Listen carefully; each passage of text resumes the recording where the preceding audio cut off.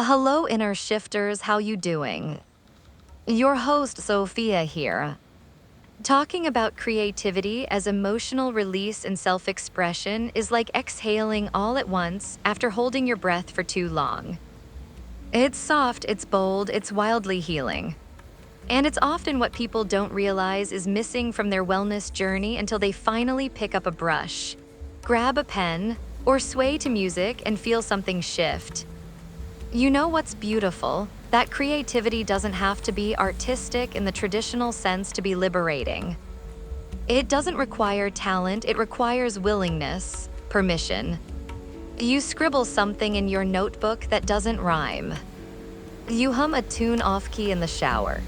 You rearrange your room just because you felt like it, and suddenly, you've expressed something your body had no other way of releasing. Clara found this out in the most unexpected way. She'd always been the practical one, organized, grounded, always juggling 1,000 things. But she hit a season in life where everything got heavy. Not dramatic, just dense.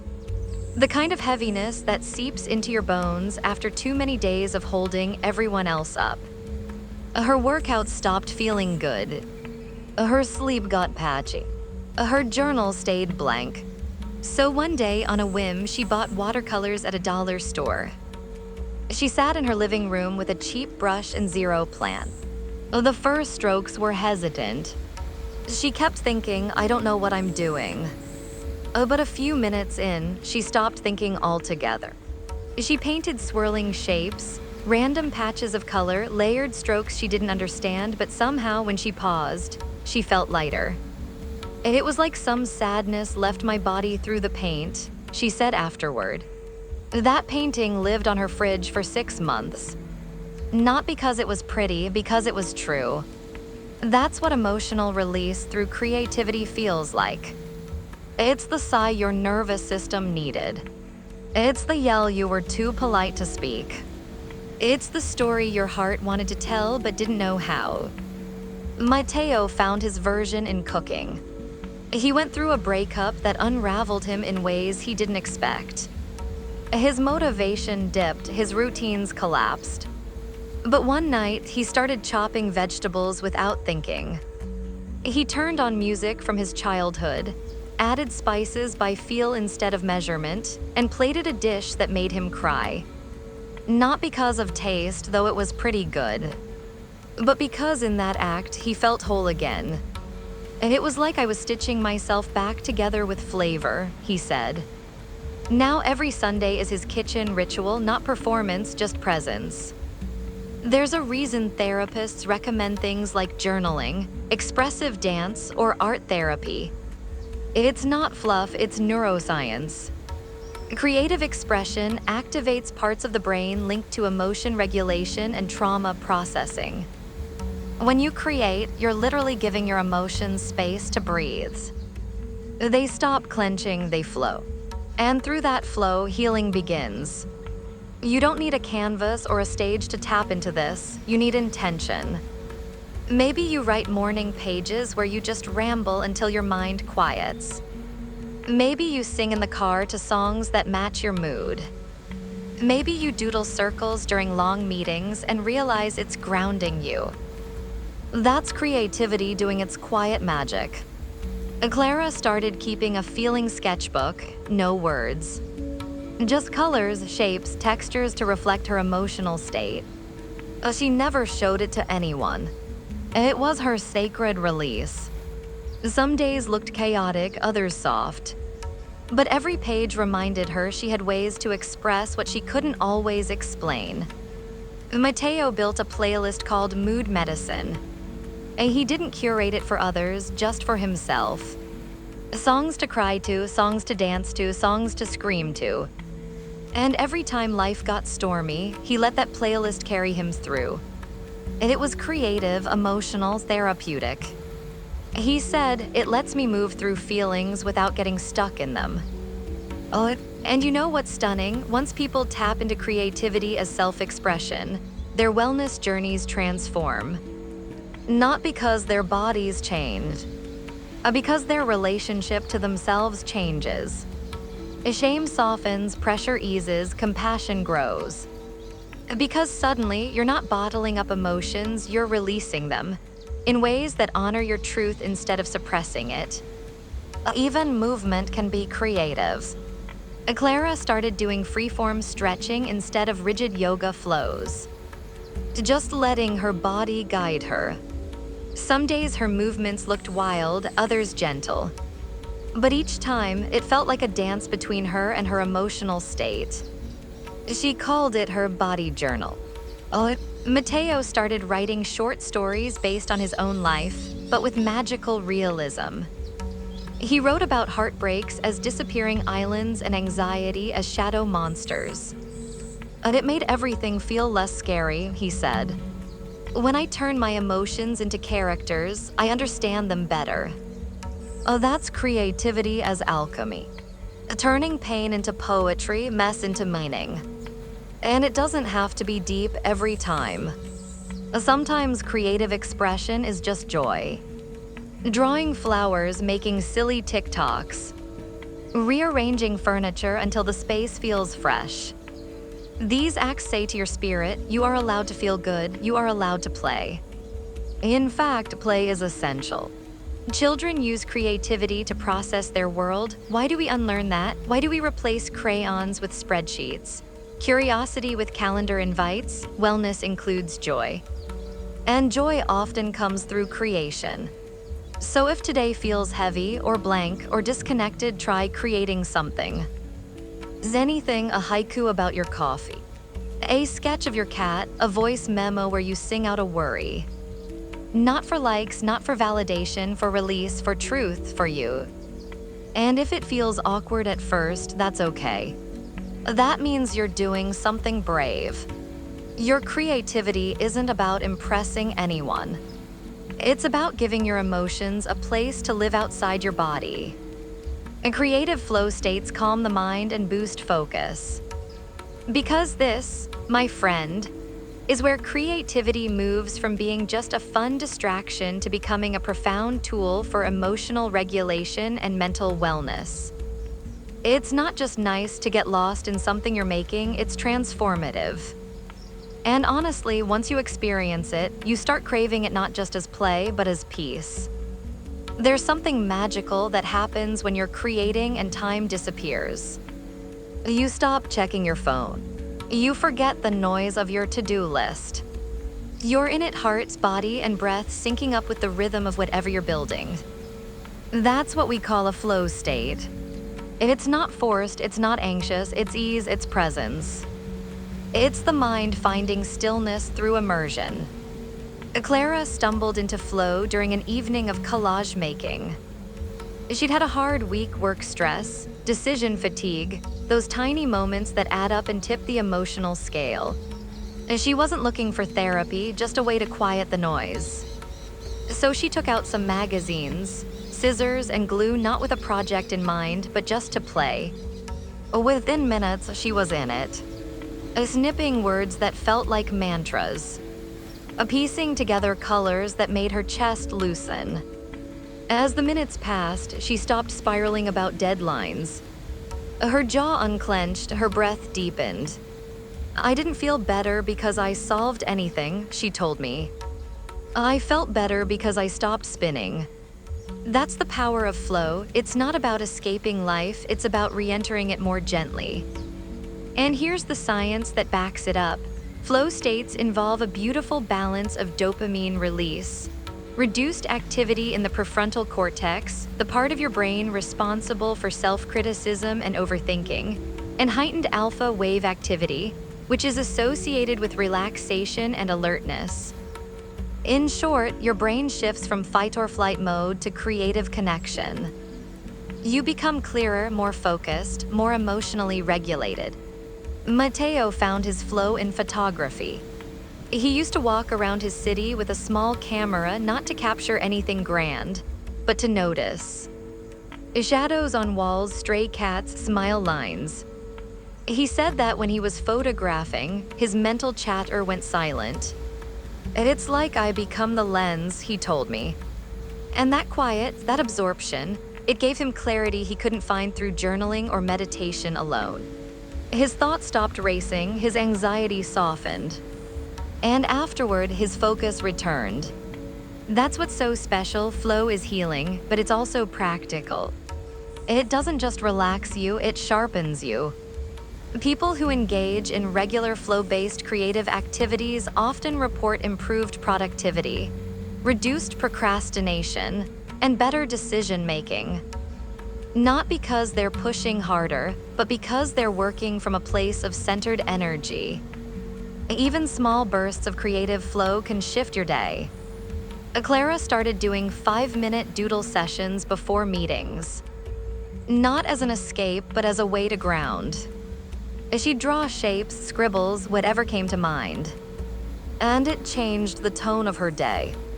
I walk into meetings less reactive, she said. My brain feels settled.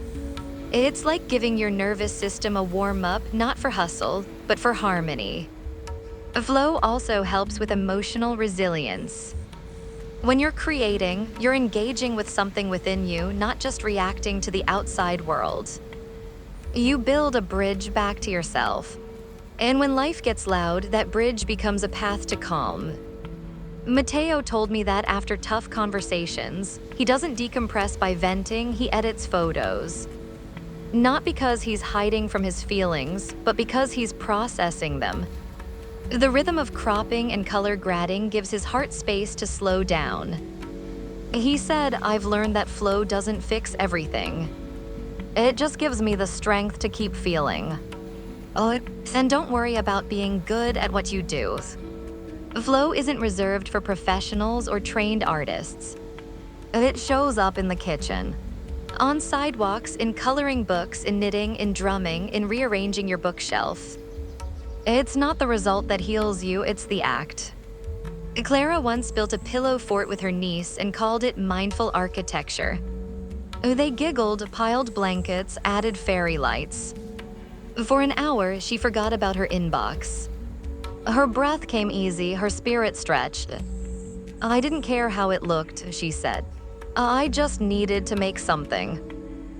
And that, my friend, is what flow offers. It reconnects you to your agency, your aliveness. Your ability to shape something with your hands, your voice, your attention. It says you're not just absorbing life, you're co-creating it. And here's the ripple effect. When you tap into flow regularly, your capacity for stress reduces.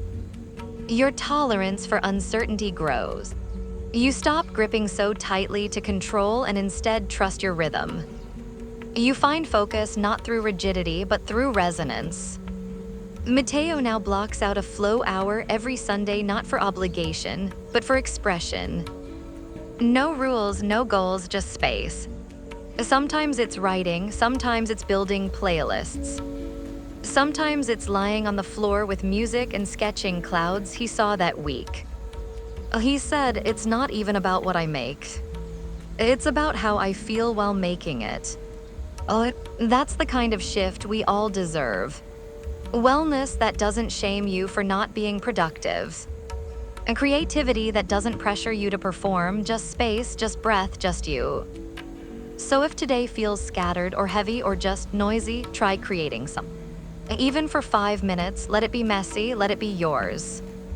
Let yourself enter that quiet place where thought and action meet in kindness. Engaging in creative activities enhances resilience. Because this is the part of the story where creativity goes beyond beauty and starts building strength. Not loud, rigid strength, but the kind that's flexible, emotional, deep-rooted. The kind that allows you to bend without breaking. The kind that helps you get back up not with force, but with grace. And maybe the most surprising thing, that this resilience doesn't come from doing art the right way. It comes from choosing to create through the storm. It's the scribbles you make when you don't know what to say. The song you hum when everything feels tangled. The story you write to give shape to something unspoken. That's resilience being stitched together in the background. Clara had a season when she was grieving quietly, privately. It wasn't one big loss, but a string of little ones. Friendships shifting, job stress piling up, the silent ache of feeling disconnected from herself. She kept showing up doing the work, exercising, socializing, but underneath it all, she felt dull, flat. Like something had dimmed and she didn't know how to switch it back on. One evening, she picked up an old notebook and started writing small letters, not to anyone in particular, but to the parts of herself she missed. "Dear Curiosity," one started, "I haven't felt you in weeks." Another read, "Dear Energy, where did you wander off to?" They were short, messy, honest. And slowly, through those letters, something woke up. She didn't solve her grief, but she started processing it, numbing it, giving it shape. And through that shape, it stopped feeling quite so overwhelming. That's how creativity enhances resilience. It gives you tools. Tools to navigate chaos, confusion, heartbreak. Tools that don't demand clarity but invite compassion. Matteo found his own version through spoken word poetry. He'd always admired it but never tried, felt too exposed, too raw. But one day, after a particularly tough mental health dip, he scribbled down a few verses. They weren't perfect, they didn't rhyme, but they held truths. He read them aloud to himself and something inside settled. "And it was like hearing myself for the first time in weeks," he said.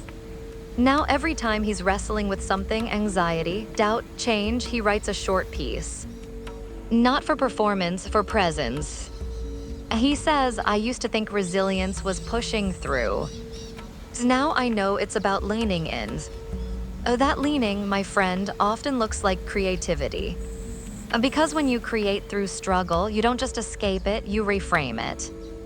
You take the messy parts and turn them into color, rhythm, story.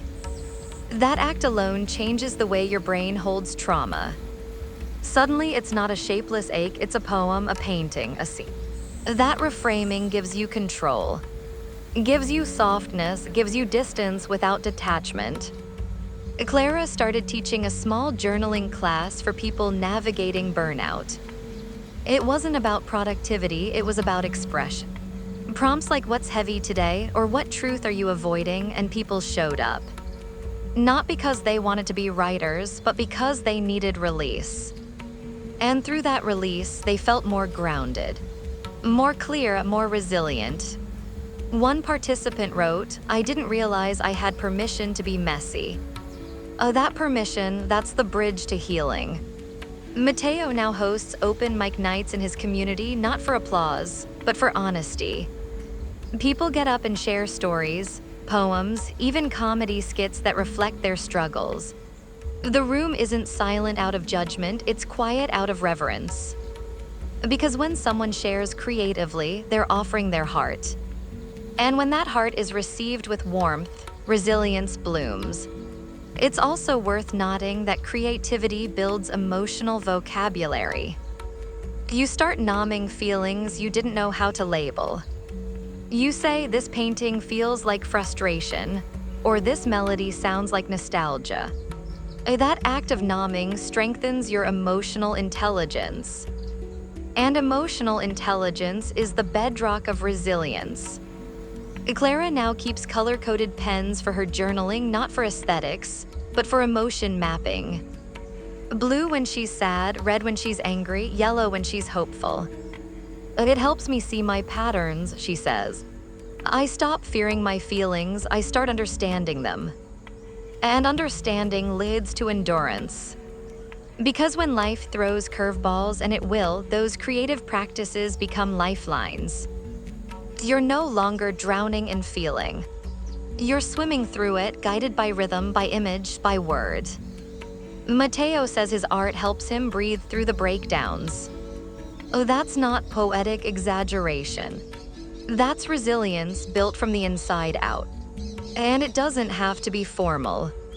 Clara paints on cereal boxes sometimes. Matteo writes on receipts. Creativity doesn't require perfection, it requires presence. And through that presence, we find hope. Because every time you create through pain, you remind yourself, "I'm still here." I'm still feeling, I'm still capable of turning this weight into something meaningful. That's the heartbeat of resilience. I thank you so much for listening to this podcast. Remember to like, follow, subscribe, and do all those lovely things you wonderful people do. I'll see you next time.